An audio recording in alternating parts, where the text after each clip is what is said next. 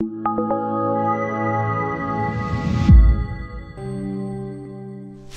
Perek, hey, let's go. We are learning a Maimer from the Rebbe. It's based on 7 Marim of the Rebbe Rashab. Quite a few, actually. Okay, the beginning of it is the Maimer on Tefillah, the ladder of Tefillah, which is in the Rebbe Rashab, pages and pages.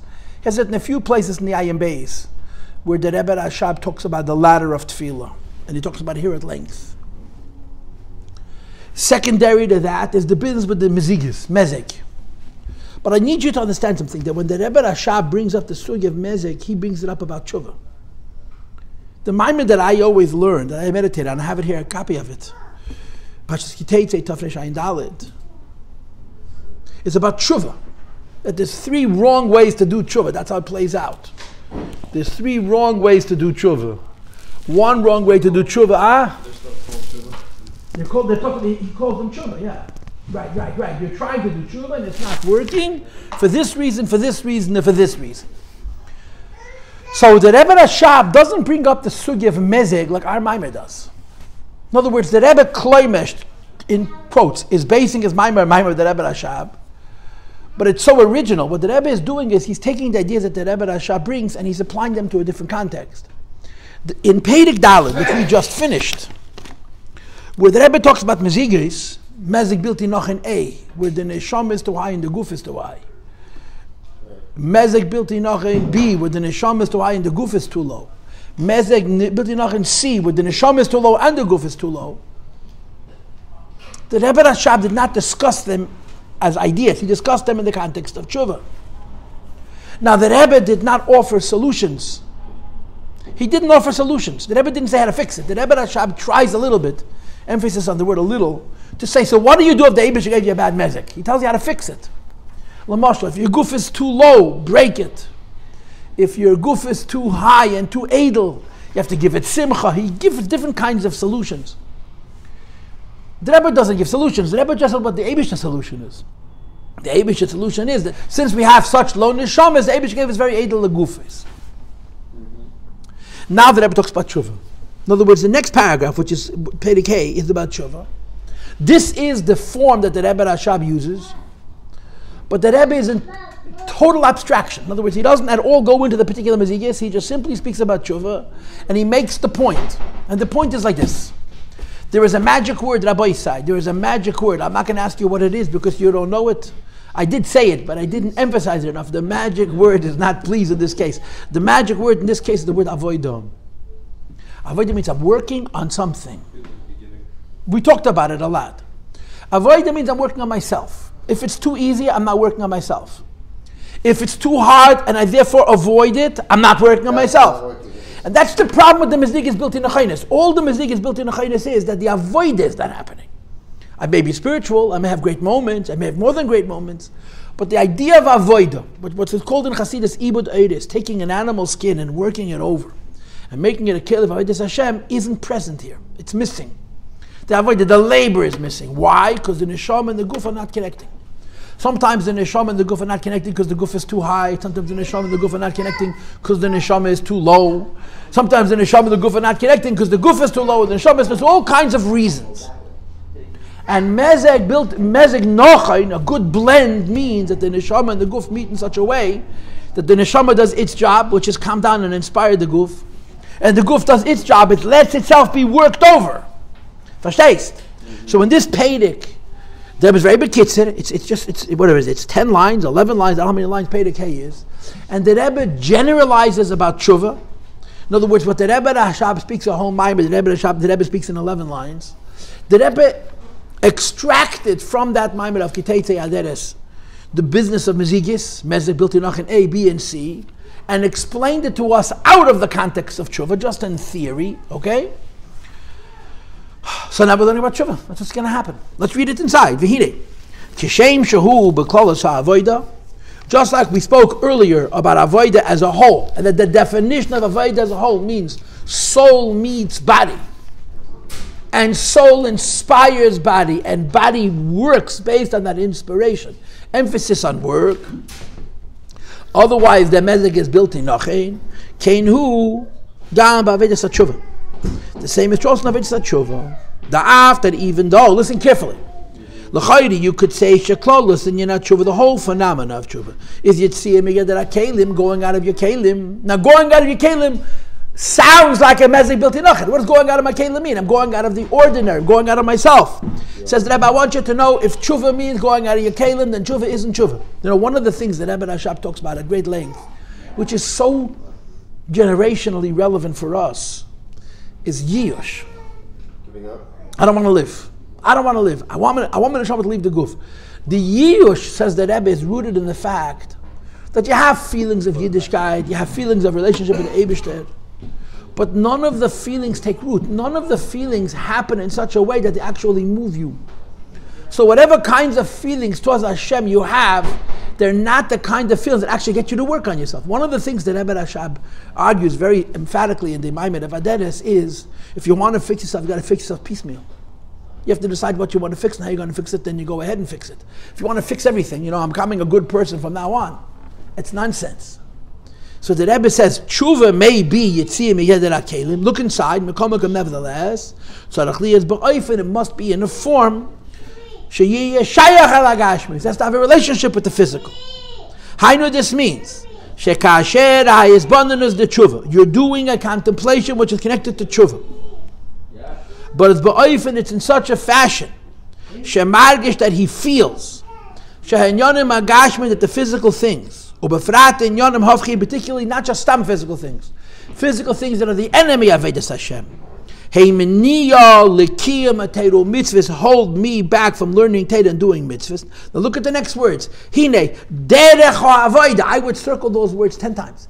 Derech ha'avodah, the pathway of avodah, meaning tshuva is taka, running away. What tshuva is not is escaping. Tshuva is avodah. Says the Rebbe, tshuva derech avodah eina be'efen shel bricha. It can't be an escape. Midvarim agashmi, from the physical things. Because I'm running away from physical things, it's not tshuva, it's escapism. Tshuva means to correct me. Just like Avodas Hashem means to work on me. Tshuva means to correct me, and me means my guf. My neshama has to do the inspiring. In my modem, one of the things that Rebbe Rashab talks about is sometimes the neshama does what the guf is supposed to do, and sometimes the guf, when the neshama is in a state of yiyosh, it's no good. When the guf is in a state of yiyosh, there's room for it. But the bottom line is, the magic word is derech havodah. To affect the physical thing themselves, and the physical thing special means the guf of the person also. They shouldn't hold back Torah mitzvahs. The neshama could be in a giving up state. The neshama could be in a giving up state. That's what it says in the first. The Mezeg Nachon number 1 is the guf is too low, the neshama is too high. So our Maimer didn't speak about tshuva, but the Rebbe Rashab has a whole Perek on tshuva. It's more than a very long Perek. Giving up on avodah is going away from Hashem. Giving up on avodah is going away from the world. I don't want to be in this world. And the Rebbe argues in the Maimer that beklal, despair, cannot be in the neshama, because the neshama is a lakus. When the neshama goes into a state of despair, it's against what the neshama is meant to be, and it's not honest. He has a whole. The Rebbe Rashab is very long, with a lot of details, what you could call psychological details, where he analyzes all different types of ill attitudes that the neshama can have, and the nekuda is that the neshama is giving up the fight. It doesn't associate with the world, and it's not derech havodah. So he says yiyosh could be in the guf, but it can't be in the neshama, right? Each one. On the other hand, hisaydus ruchnius can't be in the guf, has to be in the neshama. When the guf gets too spiritual, it's also not avodah. It's a trip. You understand? Says the Rebbe, Ukumekein, the same is also true. I'm reading on the last 5 lines of Perek. Kasher margesh es hatev elokus. When you feel the good of godliness. Now this could be say in the neshama, and it could even be in the guf. When your guf is spiritual and sensitized, right? One of the Mezeg Nachon is the guf is too high.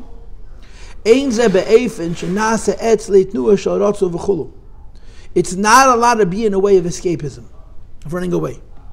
Because if my feeling of the goodness of godliness puts me in a movement of running away, so I'm being spiritual, but I'm not working. Elishahagashmi is gufa, it's that in the physical itself, yargish es alakus, you should feel the godliness. In other words, the neshama shouldn't run away from this world. And even the guf shouldn't away from this world. Because running away in the neshama is not wanting to do with the world. Running away in the guf is quitting. And you have to have shebegashmi is guf in the physical world itself, out of the physical things themselves, feel godliness. And he concludes 3 lines from the end of the paragraph. If my avodah teshuva is going to be as it's meant to be, which is, on the one hand, that I don't run away, I don't quit. On the other hand, I shouldn't be escaping from physical things. I should feel the godliness inside of themselves. Through a good blend, which is the shama of a guf. And he finishes and he uses the classic words. Number 1, they should be relative to one another. And number 2, and this is probably more important, they should join with one another. Now, as we explained at length. And again, here the Rebbe is very makatzer, the Rebbe is very concise. The Rebbe Rashab has pages and pages on it, mamish, pages and pages, and here you have just a few lines. The bottom line is, and the things that Rebbe Rashab says, it's the old adage, people ask the Rebbe many times, right? I make achlotas tevis and I don't keep them. Why not? So the Rebbe had 2 rules. Number 1, when you make a achlata, keep it right away. Yeah. And number 2, never make an unrealistic achlata. If you make achatas that are unrealistic, you're almost telling yourself you're not going to do it. You don't mean it. Right. That's Mezeg Nachon. Mezeg Nachon is feeling bad for my own avodas Hashem condition and saying either I'm going to fix it all or I'm going to fix none of it. That's not a realistic state. The realistic state is I have to say, listen, I have 1,000 things to fix. I'm fixing 1. There's great disappointment in that. There's great limitation in that. But there's one thing about that, right? What's the magic word? Avodah. Avodah, that's the magic word. The magic, I have 1,000 things to fix. I've fallen into shel tachtas, yeah? I have 1,000 things to fix. What's the most important things that I should fix? Even if I'm fixing a little bit, but if I'm fixing, I'm in the right direction, and eventually the fixing will get me. I always tell people, when you work on one aspect of yourself, remember one thing. You're working on yourself. All of you. Yeah, but I'm only fixing one thing. But the very idea that a person is in avodas Hashem, realistic. One of the hardest things to do in religion is be honest about yourself and make realistic steps to grow. We always, we know people who are not from, who are becoming from. Should I take on Shabbos? Should I take on Cholav Yisrael? Should I take on whatever mitzvah? And do it one at a time and don't rush. Those people have a very realistic sense of themselves. Why? You know why? Because they don't have guilt. Their attitude is, I'm doing more. And they also appreciate it. Our guilt makes us hate ourselves. And the self-hate is either a sign of a very high neshama, or a sign of a very high guf, or a sign of a very by both. But there's one bottom line. I'm not turning over that engine, which is called avodah. Avodah means my neshama meets my guf, and my guf does work. And the reason we don't do it is A, we don't like ourselves, B, because the work is always very small. If I'm a frum guy, raised FFB, from birth, with the whole shtickis, and I have problems in avodas Hashem, I need to be about tshuva. Yeah. Which means I have to do what about tshuva does. Which means what? This is about tshuva. It's about tshuva problem, but we're all about tshuva. One thing at a time. One thing at a time. I think about this a lot. The Rebbe loved people who struggled. One thing at a time. The Rebbe loved people who struggled, and the Rebbe knew better than me and you their struggles, and their failures, and their disappointments. I think about it all the time. I say that there's a new definition of tshuva in our generation. What is that? Never quit. Tshuva means you're supposed to stop. Right. Tshuva means stop the bad behavior. But a lesser tshuva is never fall into despair. Never say, if I can't do it right, I won't do it. Never quit. Do your best. But doing your best means being realistic, which means you can't let the emotion of self-hate, which is really a symptom of what our Ma'amid is calling a very high neshama or a very high guf, or both, dominate your thinking and your actions. And if you don't let that happen, then you can correctly do tshuva. And if you don't let that happen and correctly do tshuva, then you can reach a good stage. You say the majority of this generation is about tshuva? Our whole generation, we're Bali Tshuva. Our whole generation is Bali Tshuva. In my mind, there's no question about it. I think everybody does it rarely. I think we all struggle with the issue of being honest with where we're holding. In other words, our problem is not our problem is our attitude towards our problem. Does that make sense? This is the pshat. Ani Lidodi v'Dodi li. Now, Ani Lidodi v'Dodi li has just become very interesting. Why? Because Ani Lidodi means tefillah, guf. Dodi li means Torah, neshama. Right? And if you remember the beginning of the Maimed, the Rebbe said that in Ani Lidodi, in tefillah itself, there is Mamata Lamayla, Mamayla Lamata, there's Guf and Neshama. In V'Dodi li, which is Torah, there's also Guf and Neshama. Right? Mamata Lamayla, Mamayla Lamata. And that's why the Possuk finishes with the words בשושנים. How is it in Torah? But in each one, there's a combination of both. The Inyan Hareya B'Shoshanim, who are the last two words in this Possuk. Hareya B'Shoshanim. Goes on the Yudgimel Midas Arachma, right? Roses, right? The Zayar begins with that. That the Eibishter has a 13-petaled rose, but there's two roses, there's three Yud Gimels. There's Yud Gimel Midas Arachim, which is connected to Tefillah, and there's Yud Gimel Midas Sha'atera Nidreshes Behem, which is connected to Teira. So the Rebbe says, Rebbe Shoshanim, who in the Sinas Keich Mamas, the power that Hashem gives us. I know this means, Ima Yes, even though, Shaved is a Teshuva B'chalal, the work of Teshuva in general. Vaved is Chedesh Al B'frata, the work of El in particular. Top of page Sim Samach Aleph. It's about us doing tshuva. It's about the idea of davening. Nevertheless, if avodah is going to be as it should be, as mezig, as anasham the soul and the body need to be blended together in a way that is called mezeg nachon, a good blend. And the Rebbe said in the end of Perek Dalet, very briefly, that the goodness of the blend is determined by HaKadosh Baruch Hu. Meaning, when you're talking about neshama and guf, the bottom line is that the Eibishter brings together the neshama and the guf. If you've ever learned Tanya Perek Beis, Tanya chapter 2, and then it's mentioned again in chapter 18, right? Parents give the child a guf. The father gives the Eidem, the mother gives the Loivin. Then he brings from Kabbalah's fund that the parents also give the child a lavush. And if the lavush is not the way it should be, the child struggles. If the lavush is the way it should be, the child doesn't struggle. And then what about the neshama? The neshama, nishmas adam gavei in case theoretically, the neshama and the guf are not at all matched. What kind of guf we have is dependent upon the world we live in. What kind of neshama we have is determined by the Eibishter. So the Rebbe says the Mezeg Nachon Ba'Milmayla Hashem has to do it. Now, the Rebbe Rashab, as I mentioned to you before, tries to find solutions. What do I do if the Eibishter gave me a bad hand? Like I tell you, the Eibishter is the ultimate experimenter. If the Eibishter gave me a bad mezeg, how do I fix it? So for every problem, a meziga, there's a different solution in Avodah. Right? But the Rebbe doesn't say that. The Rebbe just says the Eibishter has to make sure the mezeg is good, which in our generations means you have a very low neshama and therefore a very high guf. And the Rebbe says, V'zeu ani Lidodi v'Dodi li b'rei v'shanim. To do the Avodah of ani Lidodi, which is tefillah, and to do the Avodah of Dodi li, which is Torah, you have to have a Rebbe Shanim, Shekadei Sheti Avodah. That our Avodah that Hashem should be both in the area of ani Lidodi, which is Malmata Alamayla, and V'Dodi li, which is Malmayla Lamata. She'avedah Satshuva, which is doing Tshuva Kedaboy. Haidei Zeh Harei B'Sham, Hashem has to provide it, which is Mezeg Nachon, a good blend. Shabo Molma, which comes from above. Shehi and Esinas Koyach, it gives us the Koyach for the Avodah ani Lidodi li. So if you want to finish this Maimed with a thought, what would it be? The thought would be that the Rebbe, our Rebbe, doesn't address the problem of what would happen if we actually have a Mezeg Bilti Nachon.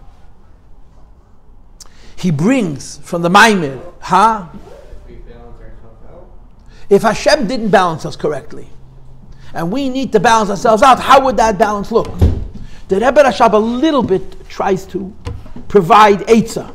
Like I said before, some people have to give themselves very much musar. Some people have to make themselves happy. And one of the solutions that Rebbe Rashab brings is to dafka learn very high in Yonim Chassidus. People who are very broken should dafka learn very high in Yonim Chassidus to give them joy, to give them elation, to give them enlightenment, to schlep them out of their own self-deprecation, their own lowliness.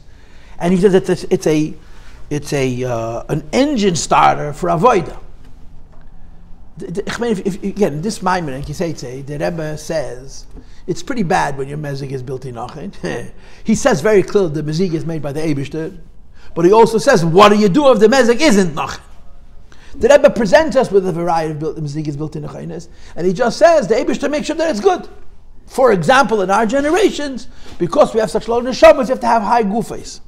So I think that's one of the differences between this Maimon and the Maimon of the Rebbe Rashab, the Rebbe doesn't find solutions for Mezeg's built-in achinus, because the Rebbe seems to hold that there's no such thing. Hashem is never going to put you into this world and make it impossible to do what you need to do. There's always going to be the Hareya B'Shoshanim. Hashem is always going to help you. If Hashem is always going to help you in one way or another, your Mezeg is going to be Nachon. And I think that Rebbe Rashab says something different. What did he say? That sometimes your Mezeg is bad. And when your Mezeg is bad, you have to find solutions.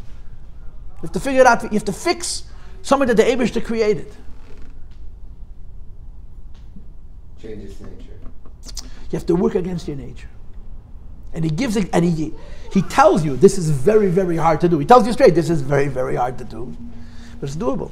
So if you ever wondered how it's possible, this is our 64th class on this Maimed. And if I wasn't the last time for Pesach, this would have been at least 2 classes. How do you learn one Maimed for 64 classes over the course of probably 5 months? We did it. And you know what's amazing about it? I didn't waste your time. I really didn't. Everything was repeated twice. But we learned a lot of stuff. In other words, we learned into this Maimed many things that are not written into this Maimed. Do you think there are people that are created, that come to the world with a good mixture that aren't tzaddikim? That aren't tzaddikim? Like, is that defeating the whole purpose? Or is that like one of the main goals of a Jew coming down here, is to fix his blood? You know, I'm gonna say a very blunt statement, which I think is very much our generation. A person comes into this world to win this fight with Yetzer Hara and serve Hashem. Period. What, where, when, how are details. If you would ask the Rebbe Rashab, he'd say, yeah. You know, what's the purpose of creation? What's the creation? So one Maimed tells you Torah mitzvahs. Another Maimed tells you Avodah Sabirudim. Another Maimed tells you Teshuva. Another Maimed tells you Nesyedim. Another tells you Dibur Tachtenim. There's 5 different reasons why Hashem created the world. Huh? Are those not all different? They're interconnected, but they're different avodas. Different avodas. Our life, as it's prescribed by our Rebbe, and I don't think that Rebbe is being lazy. I think they're being very, very realistic. Our avodah is chatei v'achel, chatei v'shti, grab and eat and grab and drink. I was recently contacted by a school, and I'm going to say something very blasphemous. This is going to be a real apokursis l'kavod Pesach. The Rebbe Rayat wrote a Maimer called Klolei HaChinuch V'Hadrach. The Friedrich Rebbe wrote an essay called The Rules of Education and Counsel, Guidance. It's beautifully written. It's very clinical. It's written without any warmth. It's written very technically. But there's so many rules, so many parts. It's a long essay. Klolei HaChinuch V'Hadrach. The truth of the matter is, if you put this into the right hands, you could make from this little essay volumes, because it's instruction about education. This Kuntris came out in Tafshin Beis or Gimel, 1941 or 42, in the back of the Sefer HaSiches, Tafshin Gimel maybe, and the Rebbe Rayat said that these are based on conversations he had with his father. When the Rebbe Rashab was making Temchat Mimim, so the Rebbe Rashab used to take long walks for health, and they would talk.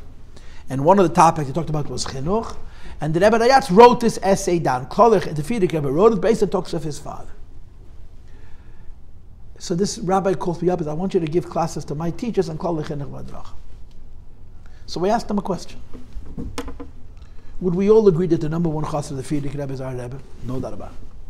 Would we all agree that nothing that the Rebbe did, the Rebbe's whole mitzvah was the Friedrich Rebbe, everything he did was based on Friedrich Rebbe? Yeah. There are a few things which are glaring. Number one, how many times in all the 40 years of the Rebbe's Nesius did the Rebbe actually talk about this essay called Chinuch V'Hadrach? The Rebbe didn't stop talking about Chinuch, talked about it day and night. Day and night. Huh? Almost never. I've never seen it.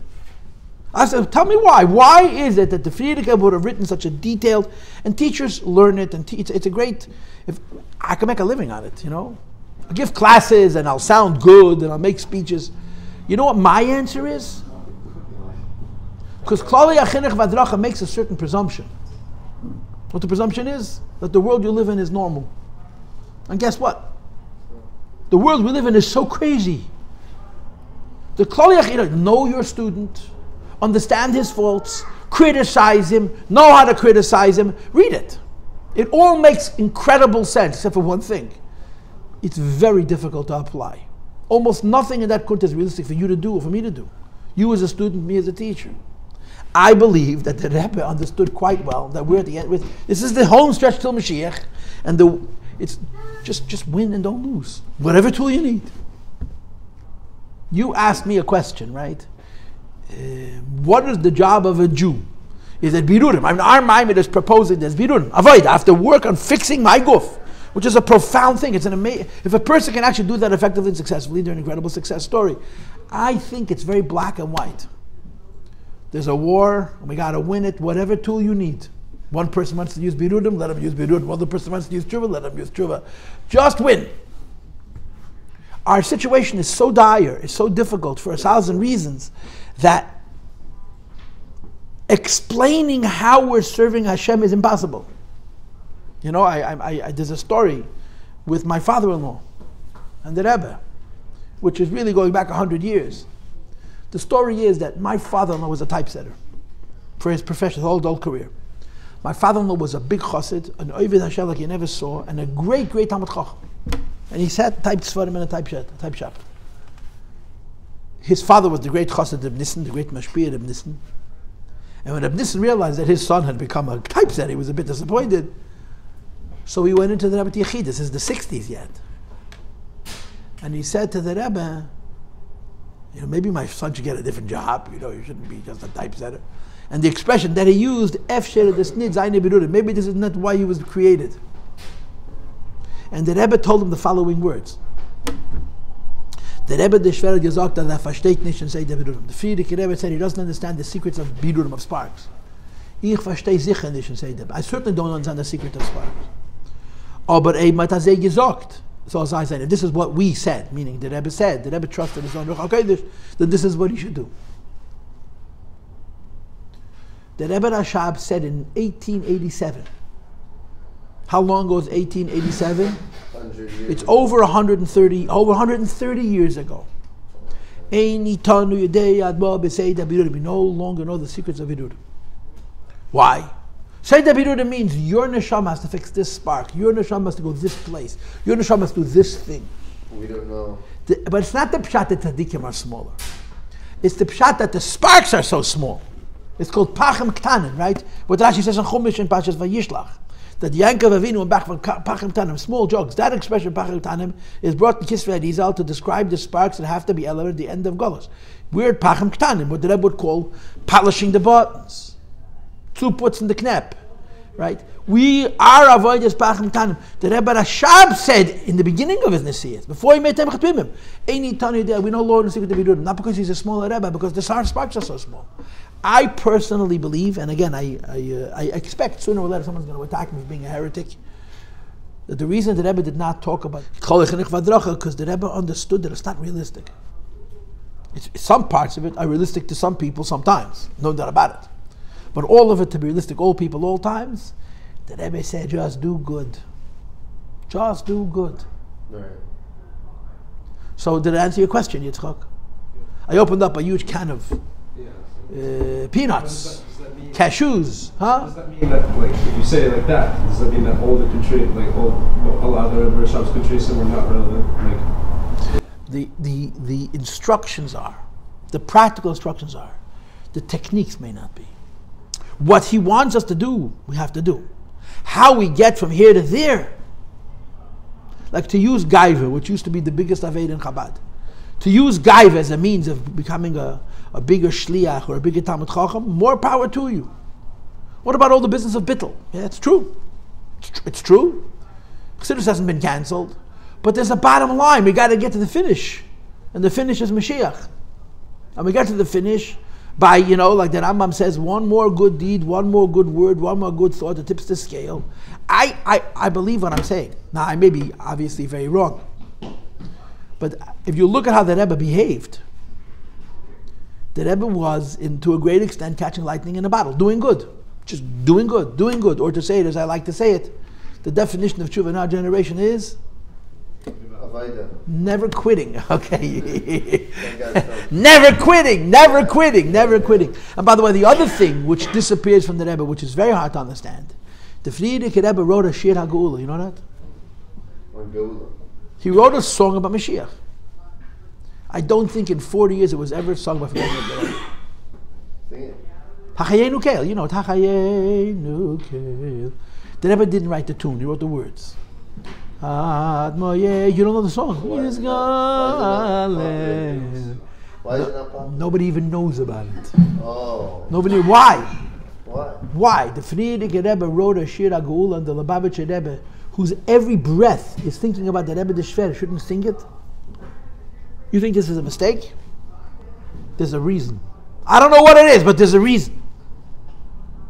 The Rebbe very infrequently mentioned Akriya Vakdusha, the magazine. He would also mention, when I grew up, I had a teacher, Rabbi Yosef Goldstein. He was my Tanya teacher, first Tanya teacher. Rabbi Yosef Goldstein was a Bach in the 1940s. Every breath was Akriya Vakdusha. The Bachim devoured it. They read it and they studied it, and he knew all the nevuos. He would show you prophecies, how the Frierdiker was making predictions, how the predictions are coming through, and throughout the war, and so on and so forth. Yeah. So I was brainwashed. My first Tanya teacher gave us a good dose of Akriya Vakdusha, and readings and how you can't get it, it's hard to find, you can't buy it. There was no Chabad never reprinted it. Once you started. But when I got older, I said, wait a minute, how come the Rebbe doesn't talk about it? Okay. There's nevuos about Mashiach in it. There's all kinds of really, really weird stuff in the Akriya Vakdusha. And in the very first issue of Akriya Vakdusha, Tishrei Tov Shenaf, there's Shir HaGeula. They used to sing it and sing it and sing it. You speak to that generation, I mean, they're basically gone. The Rebbe becomes Rebbe, you almost never hear it. What's the pshat? There's a reason. It's not an, let me forget. What is the reason? This, I don't know. Now that I'm not going to tell you. I don't even have an opinion. But about the Rebbe's approach to chinuch, I think the Rebbe's approach to chinuch, you use whatever works. And yeah, the Rebbe believes in using love, no doubt about it. Yeah, could you criticize today? Could you criticize? People are very sensitive. There's a bottom line. What's the bottom line? Now use the word Avodah. It has to work. It has to work. It has to work. No point. The criticism has to come from a place of love. No. Doesn't matter where it comes from. It has to work. Yeah. If it works, it's good. But if it doesn't work, if the person. Okay, and here's the point. Yeah. I think the statement that should be made is there's no rule. By and large, there's no doubt that Rebbe holds that in our generation you cannot educate people without love. But I think that the Rebbe's approach is the Rebbe came into this world. He's a divine force who just gave koiches. Right. Do whatever it takes. Do whatever it takes. Do whatever it takes. He also came, like, let's say somebody asked for advice, you know, he always came in a... No doubt about it. But I think if you study his But not only after the Frierdiker Rebbe created a Chassidus which was beautiful. The Rebbe created a Chassidus which was energetic. Beautiful? I don't know. Energetic. Go do it. Go do it. Go do it. And yeah, it was full of joy. Joy and love, I would agree, are constants. But short of that, what should you do? Whatever works. You see how he's playing out. There's this quote. You know, the Rebbe Rashab wrote in that same letter where he writes, in 1887, no longer does anybody know the secret of elevation of sparks. And again, it's not because the Rebbe is too small, but because we're dealing with Pacham Tanim. Now, if it was written 135 years ago, how true is it now? And that was written way before World War I, and we're way after World War II. So, all that's left as Pacham Tanim is so much more reduced. It's incredible, right? What's the answer to that? Grab and eat, grab and drink. Never miss an opportunity to do a good thing because you never know what's good.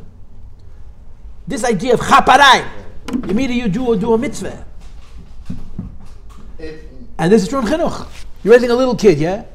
I have children in my own home, my own kids. Are they going to grow up to be from Chassidus? I'd like them to be. I'd like to believe, I always tell people, you're not allowed to say you don't have control, even if it's true that you don't have control. A parent is never allowed to say it's mazel. Whether my kids turn out good or bad is mazel. You don't have that much control. But you're not allowed to say it. You know why you're not allowed to say it? Because the minute you say it, you don't work as hard. You obfuscate. You just say it? Huh? You technically just said it. Exactly right. I actually just said it. In other words, your attitude has to be, I'm a balabais of my world. And then you have to give you help. So anyway, the end of Mezeg Nachon is, the The Eibishter gave us very low neshamas and very edel legufas, and I believe that edelkeit is our sensitivity. We need to use it to be Jews. Judaism is important. Pesach is important. Mashiach is very important. Do you think the fact that there's no answer is a proof that you're here to just go? But in answer to what question? To building, our generation is that just go. That's why he doesn't give an answer. Well, the Rebbe says, the Rebbe doesn't agree with the Rebbe Rashab. The Rebbe Rashab says sometimes Hashem creates a mezeg built in Nachon. The Rebbe says our mezeg is a low neshama and a high guf. The Rebbe Rashab doesn't say that. In other words, the Rebbe, I think, is saying that I don't believe Hashem would create a person who's meant to fail. Every person could succeed. In other words, the mezeg that the Eibishter gave him will allow him safe to succeed. You just figure out how.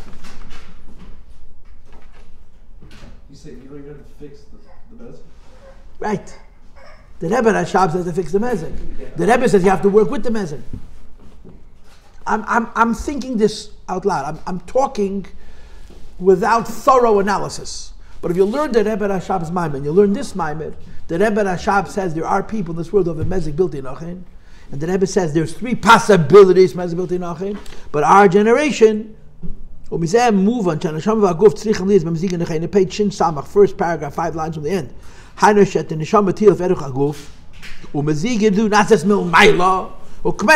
Mashiach, Neshama is Nemuch, be Yesed, Neshama is V'chein Zakvai, Ma'guf Medakas Yesed, Eidele. He presents you with 3 hypotheses about that mezeg built in Nachon, and then he says, but Hashem don't make no junk. Ha-mezeg b'amamayla. The Rebbe Rashab allows you to believe that sometimes the Eibishter creates bad mezeg. Yes. But you could just say hey Chassidus, but the Rebbe says that Chassidus is what you're supposed to change yourself. So what does that mean? But before it says that, what does it say first?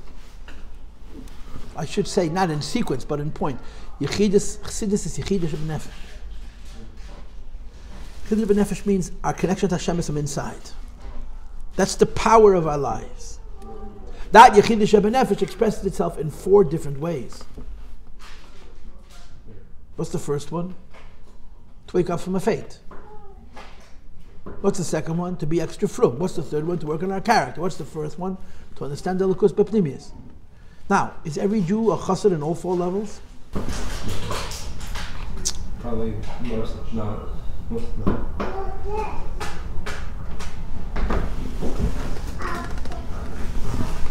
Okay, I thank you for listening. After Pesach, Ad Hashem Sefosei Tiftach V'Yagatil L'Secha.